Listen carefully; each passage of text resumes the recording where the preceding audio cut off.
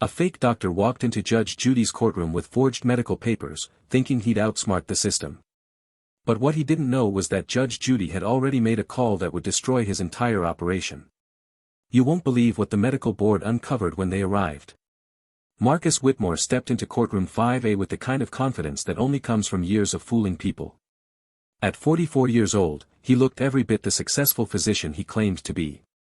His charcoal gray Tom Ford suit fit him perfectly, tailored to accentuate his athletic build. A Rolex Submariner gleamed on his left wrist, catching the overhead lights as he adjusted his silk tie. His Italian leather Oxfords clicked against the polished courthouse floor with each deliberate step, the sound echoing in the tense silence. His salt and pepper hair was slicked back with precision, not a strand out of place, and his clean-shaven face wore an expression of practiced calm mixed with just enough indignation to seem credible. He carried a burgundy leather briefcase, expensive and worn in all the right places, the kind that whispered old money and established success. As he walked past the gallery, he nodded slightly to the audience members, that subtle acknowledgement celebrities give when they're pretending not to notice they're being watched. Before we dive into this incredible case, tell me in the comments where you're watching from. I love seeing where my viewers are around the world. And don't forget to hit that subscribe button so you never miss more unbelievable cases like this one. Now, sit back, relax, and enjoy the video. The courtroom itself was iconic, familiar to millions who'd watched Judge Judy dismantle liars and frauds for over 2 decades.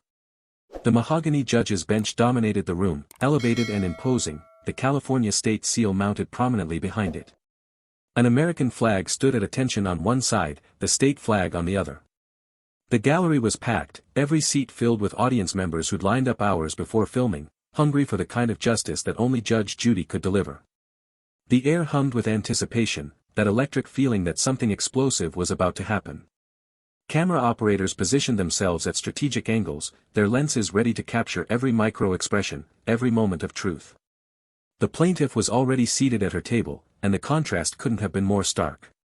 Dorothy Martinez sat with her hands folded in her lap, her 72-year-old frame seeming even smaller in the oversized chair. She wore a simple floral print dress from JCPenney, the kind of modest outfit a grandmother wears to church on Sunday. Her gray hair was pulled back in a neat bun, revealing a face that told a story of pain and humiliation. The left side of her face drooped noticeably, the result of nerve damage that had stolen her smile. Her skin showed signs of severe trauma, discoloration and scarring that no amount of makeup could hide. A tissue was clutched in her right hand, already damp from nervous dabbing at her eyes. Her purse sat on the table in front of her, worn vinyl with a broken clasp, containing everything she'd brought to prove her case. Medical bills, photographs, prescription receipts. Evidence of a nightmare that began with vanity and ended with disfigurement. She didn't look at Marcus as he entered. She couldn't. The sight of him still triggered something visceral, a mixture of shame for trusting him and rage at what he'd stolen from her. Marcus took his position at the defendant's table with theatrical precision, setting his briefcase down gently and unbuttoning his suit jacket before sitting. He glanced at Dorothy once, his expression a carefully crafted mixture of pity and professional concern, as if she were a confused patient rather than his accuser. The bailiff stepped forward, his voice cutting through the murmur of the gallery. Case number 4782, Martinez vs. Whitmore. The plaintiff is suing for $5,000 for a botched cosmetic procedure. The defendant is counter-suing for $5,000 for defamation and damage to his medical practice. All rise for the Honorable Judge Judith Scheindlin. The room erupted in the shuffle of movement as everyone stood. Judge Judy entered from her chambers, her black robe flowing behind her, her expression already set in that trademark look of skeptical assessment. At 81 years old, she moved with purpose, decades of courtroom experience evident in every step. She'd seen every con, every scam, every carefully rehearsed lie. Her sharp eyes swept across both parties as she took her seat, and for just a moment, they lingered on Marcus's expensive watch. She sat, and the room followed suit. Judge Judy opened the file in front of her, scanning the case summary with practiced speed. Mrs. Martinez, she began, her Brooklyn accent unmistakable, her tone already suggesting she'd sized up the situation. You paid this man $1,800 for a cosmetic procedure, and you're saying he botched it. Dorothy leaned forward slightly, her voice wavering but determined. Yes, Your Honor. He said he was a real doctor. Board certified. He had diplomas on his wall, certificates, everything looked legitimate. Judge Judy's eyes shifted to Marcus, and something in her expression changed, sharpened. "And you, Mr. Whitmore," she emphasized the Mr. ever so slightly, "you're saying you did nothing wrong, and she's lying about you to ruin your practice." Marcus smiled, that confident, warm smile he'd used on hundreds of patients. "Your Honor, with the greatest respect, I understand Mrs. Martinez is upset. Cosmetic procedures don't always deliver the results people hope for, especially with elderly patients whose skin has lost elasticity. But I followed proper protocols. I'm a licensed physician with impeccable credentials. This lawsuit is simply buyer's remorse dressed up as malpractice. If you're loving this story of justice about to be served, make sure to hit that subscribe button and turn on notifications. What Judge Judy uncovers next will shock you, and you won't want to miss a single moment. Trust me, this is just the beginning. Now, let's continue." Judge Judy leaned back in her chair, her fingers steepled in front of her face, studying Marcus with an intensity that would have made a lesser man squirm. "Licensed physician," she repeated slowly. "Impeccable credentials." Marcus nodded, his confidence unwavering. "Yes, Your Honor. Harvard Medical School, class of 2001. Board certified by the American Board of Plastic Surgery. I've been practicing for over 15 years without a single complaint until now." The courtroom was silent, everyone hanging on the exchange, sensing the tension building like a storm about to break. Judge Judy reached for her reading glasses, sliding them on with deliberate slowness. "Well then, Dr. Whitmore," she said, the word doctor dripping with something that wasn't quite sarcasm but wasn't quite belief either. "Why don't you show me these impeccable credentials of yours? I'd love to see them." Judge Judy's eyes remained fixed on Marcus as she gestured toward Dorothy with an open palm. "But first, Mrs. Martinez, I want to hear your story. From the beginning. Don't leave anything out." Dorothy took a shaky breath, her fingers tightening around the tissue in her hand. "Your Honor, it started 6 months ago. I saw an advertisement on Facebook for affordable Botox and dermal fillers. The ad showed beautiful before and after photos, women my age looking years younger, and it said, medical-grade treatments at community prices. There was a phone number and an address in Van Nuys. I called because, well, I've always been self-conscious about the lines around my mouth and my forehead. I raised 4 children as a single mother, worked double shifts as a nurse's aide for 30 years, and I never had money for myself. But I just retired, and I had a little savings, and I thought, maybe just this once, I could do something to feel good about myself." Her voice cracked slightly, but she pressed on, Judge Judy listening with an expression that had softened just a fraction. "The clinic was called Whitmore Aesthetic Center. It was in a strip mall, between a nail salon and a tax preparation office. When I walked in, it looked professional enough. There was a small waiting room with leather chairs, magazines, soft music playing. The walls had framed diplomas and certificates, medical journals on a shelf. And then Dr. Whitmore came out to greet me. He was wearing a white coat with his name embroidered on it, had a stethoscope around his neck, and he just radiated this authority, this confidence. He shook my hand and said, 'Mrs. Martinez, I'm going to take excellent care of you. You're in the hands of a Harvard-trained physician.'" Marcus sat motionless at his table, his expression carefully neutral, but his jaw had tightened almost imperceptibly. Dorothy continued, her words coming faster now, fueled by months of suppressed anger. "He took me into a consultation room and examined my face.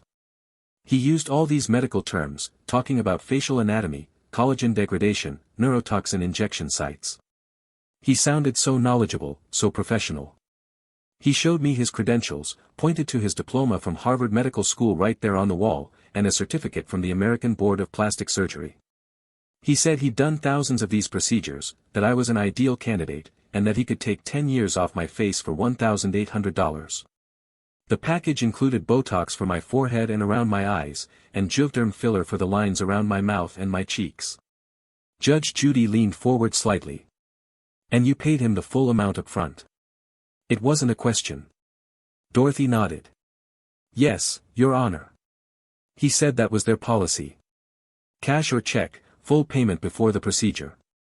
I wrote him a check for $1,800 right there. He scheduled me for the following week. When I came back for the actual procedure, he took me into a back room. It had a medical chair, bright lights, cabinets with supplies. Everything looked sterile and professional. He had me sign some consent forms. I didn't really read them carefully, I trusted him, and then he started the injections. Judge Judy interrupted, her tone sharp. How long did the procedure take? Dorothy thought for a moment. Maybe 30 minutes, 40 at most.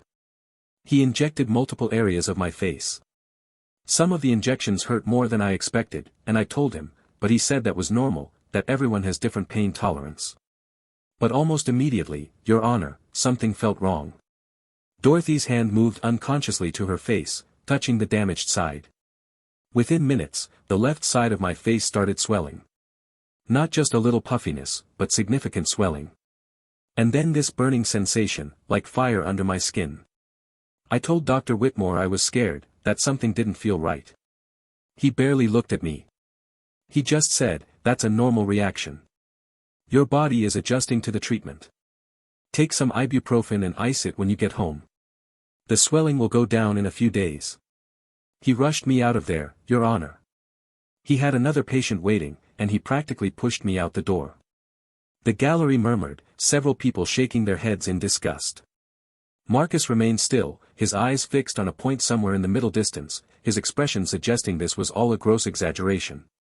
Dorothy's voice grew stronger, anger overriding her nervousness. But it didn't go down, Your Honor. It got worse. By that evening, the entire left side of my face had swollen to twice its normal size. The burning intensified. I couldn't close my left eye properly. I called the clinic, and Dr. Whitmore told me to be patient, that severe reactions sometimes happen, and to give it a week. But I couldn't wait a week. 2 days later, I woke up and couldn't move the left side of my face at all.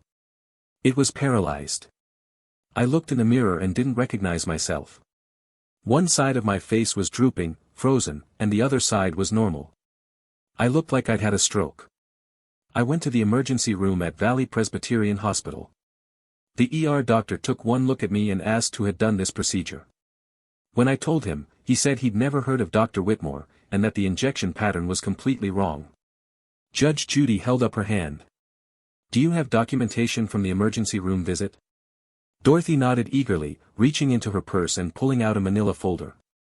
She handed it to the bailiff, who brought it to Judge Judy. Yes, Your Honor. The ER doctor's notes, the diagnosis, everything. And the bill. $3,200 for the emergency visit, CT scan, medications, and follow-up appointments with a neurologist. Judge Judy opened the folder, her reading glasses sliding down her nose slightly as she examined the contents. She pulled out a photograph, and her expression hardened. These are your before and after photos. Dorothy's voice was barely a whisper now. Yes, Your Honor. Judge Judy held up the before photo, showing it to the courtroom. A smiling Dorothy, aged but with a kind face, symmetrical and whole. Then she held up the after photo, and the gallery audibly gasped. The left side of Dorothy's face was grotesquely swollen and drooping, the eye partially closed, the mouth twisted downward in a permanent grimace. The asymmetry was shocking, the kind of disfigurement that made people look away. Judge Judy set the photos down carefully, her jaw tight. Mrs. Martinez, what did the emergency room doctor tell you was wrong? Dorothy swallowed hard. He said that whoever injected me had damaged the facial nerve. He said the technique was improper, that the substances were likely injected into the wrong facial planes, and that the paralysis might be permanent. He gave me steroids to reduce the inflammation and referred me to a plastic surgeon to see if the damage could be repaired. I've been to 3 specialists, Your Honor. They all say the same thing. The nerve damage is severe. I might regain some function over time, but I'll likely never look the same again. One side of my face may be paralyzed for the rest of my life. She broke down then, tears streaming down her asymmetrical face, her shoulders shaking with suppressed sobs. Judge Judy let the moment sit, let the weight of it fill the courtroom. Then her eyes, hard as flint, turned to Marcus. Now, Mr. Whitmore, she said, her voice cold and precise. Tell me your version of events. And choose your words very, very carefully. Marcus cleared his throat, straightening his posture as if preparing to deliver a rehearsed speech. Your Honor, I understand that Mrs. Martinez is upset, and I sympathize with her situation, truly I do. But what she's describing is a known complication of cosmetic injectable procedures. It's rare, but it happens even in the best hands. I explained all the risks to her before the procedure. She signed informed consent forms acknowledging those risks. As for my technique, I follow the exact protocols I learned during my residency training. I've performed over 2,000 similar procedures in my career without incident. This is an unfortunate outcome, but it's not malpractice. It's simply an adverse reaction that can occur despite perfect execution. Judge Judy's expression didn't change. She let him finish, let him dig his hole a little deeper. Is that right? Again, not a question. Marcus nodded, warming to his defense now. Yes, Your Honor. And frankly, I'm deeply offended by the allegations Mrs. Martinez has been making. She's posted reviews on Yelp, Google, Facebook, calling me a butcher, a fraud, telling people to stay away from my practice. I've lost 15 clients in the past 2 months because of her defamatory statements. My business revenue has dropped by $15,000. My reputation, which I've spent 15 years building, has been damaged by someone who simply didn't get the cosmetic outcome she was hoping for. That's why I'm counter-suing for $5,000 in damages. I have a family to support, Your Honor. I have staff who depend on me for their livelihoods. Judge Judy leaned back in her chair, studying him with an expression that was impossible to read. You keep saying you're a doctor. You keep referencing your training, your residency, your 15 years of practice. Marcus spread his hands in a gesture of openness. Yes, Your Honor, because it's true. I'm a fully licensed, board-certified physician. Judge Judy's eyes narrowed. Then show me. Show me your medical license. Show me your board certification. Show me every credential you're claiming gives you the right to inject substances into people's faces. Marcus didn't hesitate. He reached for his briefcase with the confidence of a man who prepared for exactly this moment. Of course, Your Honor. I anticipated you might want to see documentation, so I brought everything with me. He opened the briefcase with a soft click, pulling out a burgundy leather portfolio embossed with gold lettering. He stood, approached the bailiff, and handed over the portfolio with a slight bow of deference. The bailiff carried it to Judge Judy, who opened it slowly, methodically. Inside were several documents, each in its own protective sleeve. A medical school diploma. A medical license. A board certification certificate. All appearing official, all printed on heavy paper with raised seals and official-looking signatures. Marcus returned to his seat, his posture radiating vindication. As you can see, Your Honor, everything is in order. My diploma from Harvard Medical School, dated June 2001. My California medical license, number CA-MD 448392, issued by the California Medical Board. And my board certification from the American Board of Plastic Surgery, dated 2003. Judge Judy said nothing. The courtroom was silent except for the soft rustle of paper as she examined each document. She pulled the medical license closer, studying it through her reading glasses. Then the diploma. Then the certification. Her finger traced along the text of the license, pausing at the license number. She looked up at Marcus, then back down at the document. She did this 3 times, her expression unreadable. Finally, she removed her glasses and set them on the bench. Mr. Whitmore, she said quietly, almost conversationally. Do you know what's interesting about the California Medical Board license format? Marcus shifted slightly, the first crack in his confident facade. Your Honor, I'm not sure what you mean. Judge Judy held up the license. California medical licenses follow a very specific numbering system. The format is G for graduate of an American medical school, or C for graduate of a foreign school, followed by a specific sequence of numbers in a particular pattern. This number, CA-MD 448392, doesn't follow that pattern at all. The courtroom seemed to hold its collective breath. Marcus's face had gone slightly pale. Your Honor, perhaps there's been a clerical error, perhaps the medical board changed their format. Judge Judy wasn't finished. She picked up the diploma next, holding it up to the light. And this Harvard Medical School seal. I've seen dozens of Harvard diplomas in my career. The seal has a very specific design, a specific Latin inscription. This inscription has a spelling error in the Latin. Veritas is spelled with 2 T's instead of 1. Marcus opened his mouth, but no words came out. Judge Judy reached for the board certification, and her expression grew even harder. And this signature here, purportedly from the president of the American Board of Plastic Surgery. It says Dr. Robert Hartman. Marcus, do you know who the current president of the American Board of Plastic Surgery is? Marcus's voice was barely audible. I believe it's Dr. Hartman, Your Honor. Judge Judy leaned forward, her voice cutting like a blade. Wrong. The current president is Dr. Lynn Jeffers. Dr. Robert Hartman hasn't held that position since 1998. You claim you were board certified in 2003, 5 years after Hartman left office. So either your certificate is 7 years out of date, which would make it invalid, or it's a forgery. Which is it, Mr. Whitmore? The silence that followed was deafening. Marcus's face had gone from pale to ashen, sweat visible on his forehead despite the cool courtroom air. Your Honor, these are copies, the originals might have. Judge Judy slammed her hand on the bench, the crack echoing like a gunshot. Stop. Just stop talking. I've been a judge for 25 years. I've seen every con, every fraud, every fake document that desperate people think will fool me. These papers are forgeries. And not even good ones. Judge Judy's voice dropped to a tone that was somehow more terrifying than her anger, cold and absolutely certain. Mr. Whitmore, I'm going to ask you one direct question, and I want a direct answer. Are you a licensed physician in the state of California? Marcus's mouth opened and closed, his carefully constructed persona crumbling in real time.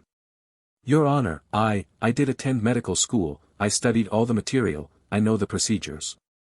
That's not what I asked you. Judge Judy's words cut through his stammering like a scalpel.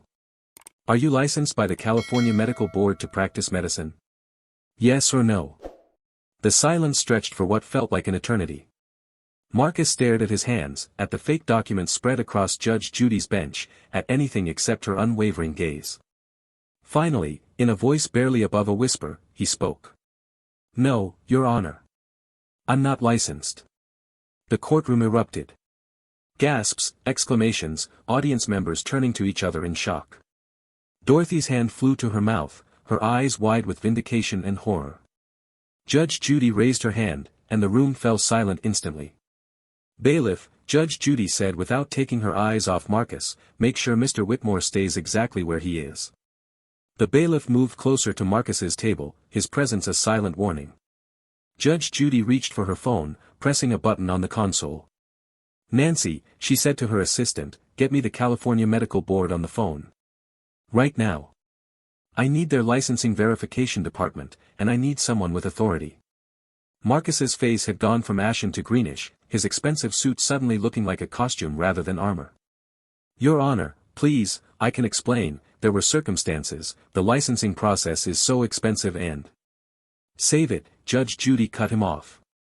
You'll have plenty of time to explain yourself, just not to me. The courtroom door opened and Judge Judy's assistant entered, cordless phone in hand. I have Dr. Sandra Chen from the Medical Board's Licensing and Enforcement Division.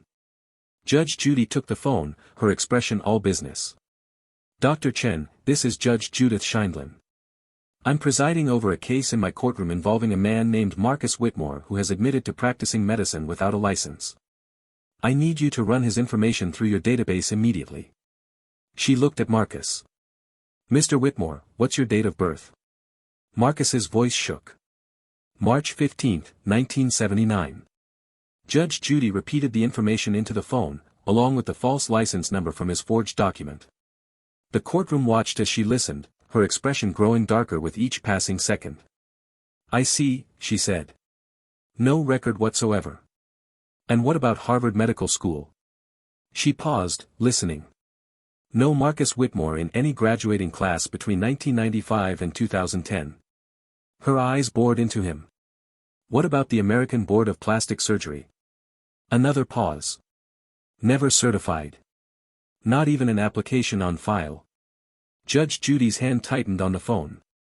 Dr. Chen, how many procedures would you estimate someone without proper training could perform before someone was seriously injured?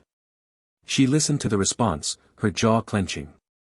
And Mr. Whitmore here claims he's done over 2,000 procedures. Yes, you heard that correctly. 2,000. I'm going to need investigators from your office here immediately, along with law enforcement. This is beyond civil court. This is criminal. She gave the address of the courthouse and studio number before hanging up. When she looked at Marcus again, there was no mercy in her expression, only cold fury. Mr. Whitmore, how many people have you done this to? How many victims are out there who trusted you with their health, their safety, their faces? Marcus was trembling now, his confidence completely shattered. I don't know exactly, maybe 100, maybe. Maybe. Judge Judy's voice rose. You don't know how many people you've assaulted?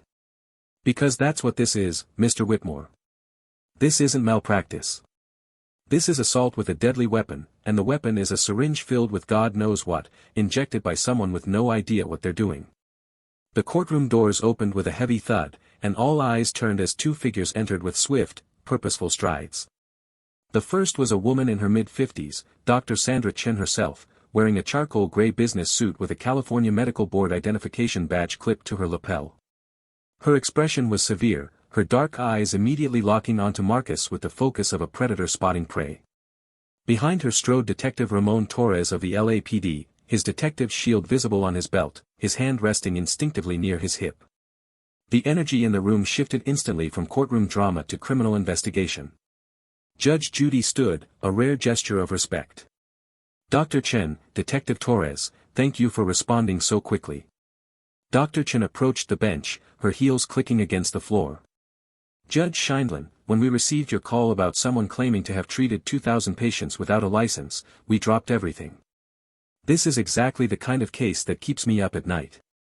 Detective Torres moved toward Marcus's table, his presence imposing and official. Mr. Whitmore, I'm going to need you to remain seated and keep your hands visible. Marcus complied, his movements slow and defeated, the fight completely drained from him. Dr. Chen picked up the forged documents from Judge Judy's bench, examining them with professional scrutiny. She shook her head slowly, her disgust evident. These forgeries are sophisticated enough to fool lay people, but they wouldn't pass any official verification. The watermarks are wrong, the seal embossing is too shallow, and the signature stamps are clearly digital reproductions rather than original ink.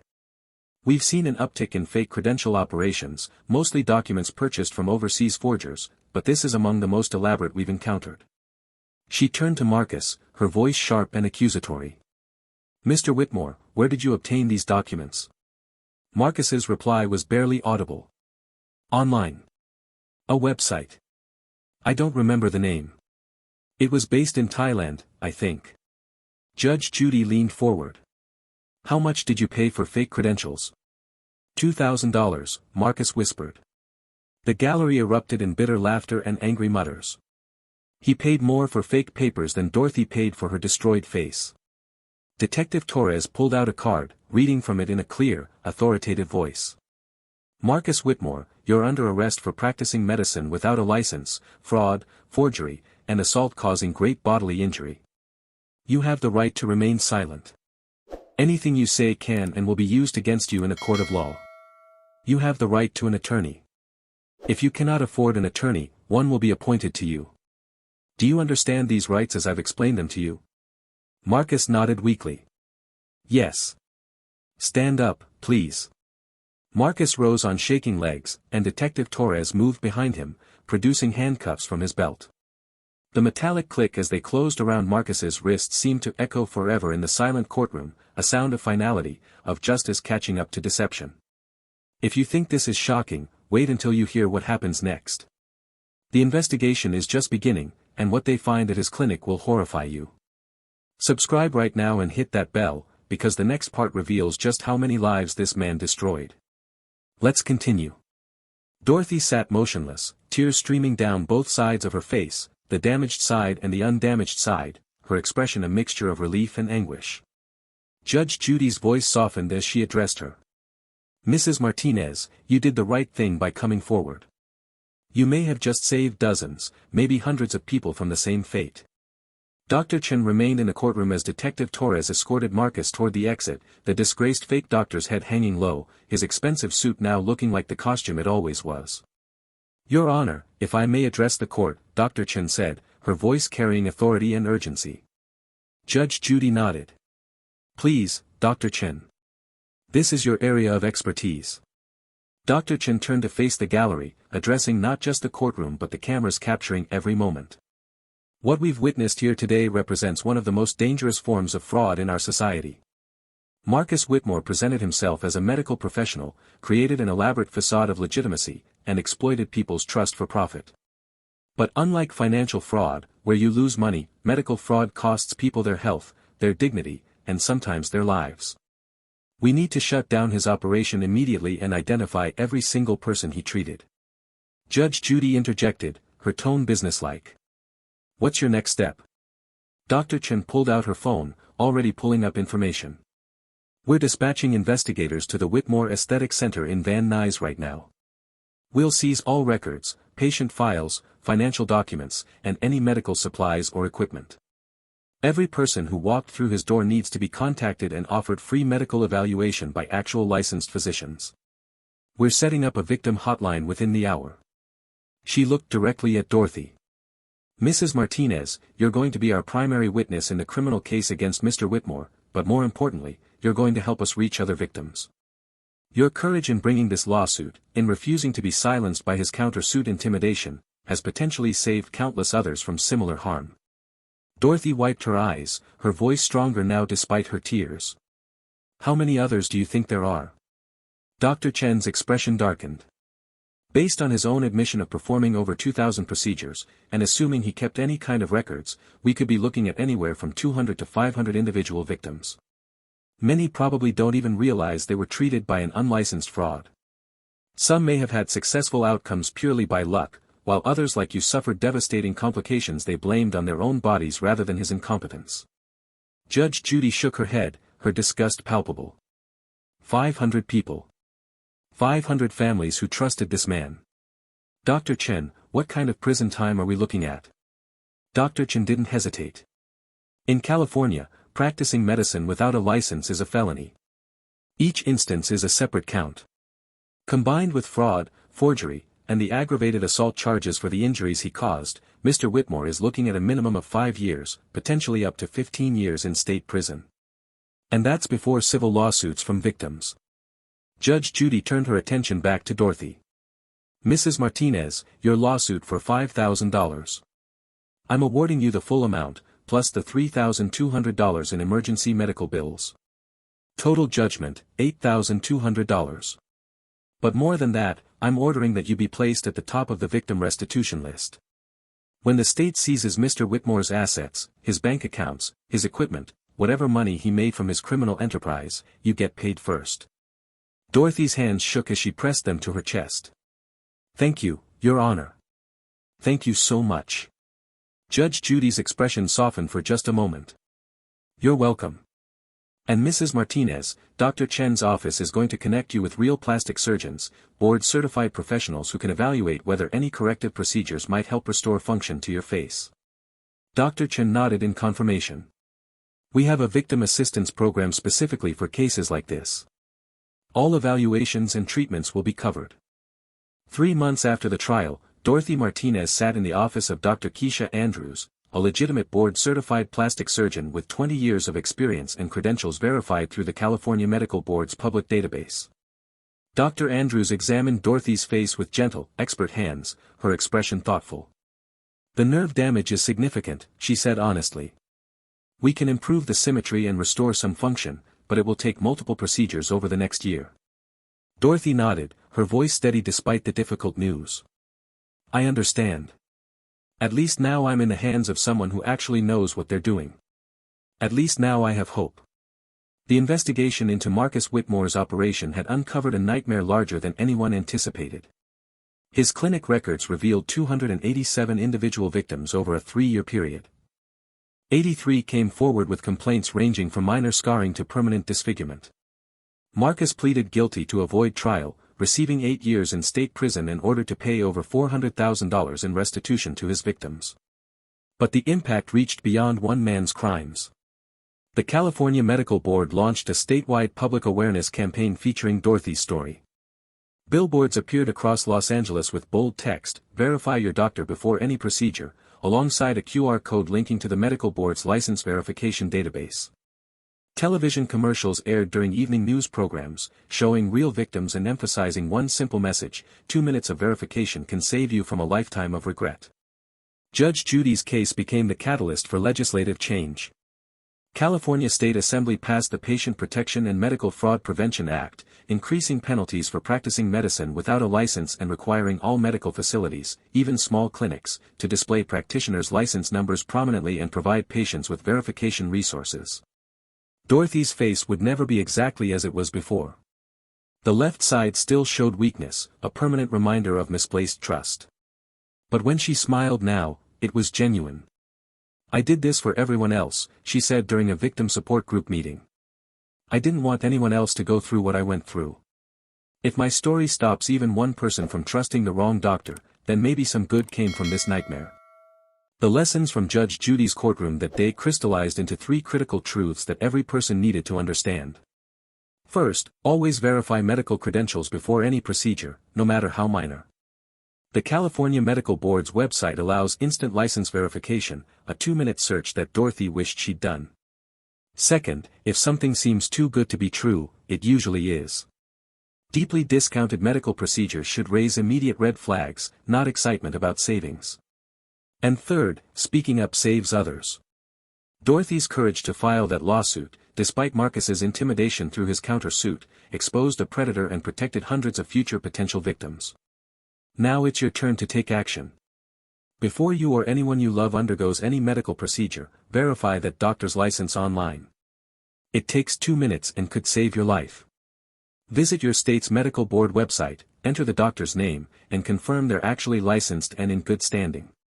If you see something suspicious, if a doctor's office seems unprofessional, if credentials don't look right, report it immediately. Medical boards investigate every complaint, and your call could stop the next Marcus Whitmore. Share this story with your friends, your family, your neighbors. Someone in your circle needs to hear this warning. They need to know that confidence isn't competence, that expensive suits don't equal expertise, and that real doctors earned their credentials through years of sacrifice and can prove it instantly. Subscribe to this channel for more stories where justice catches up to those who think they're above the law.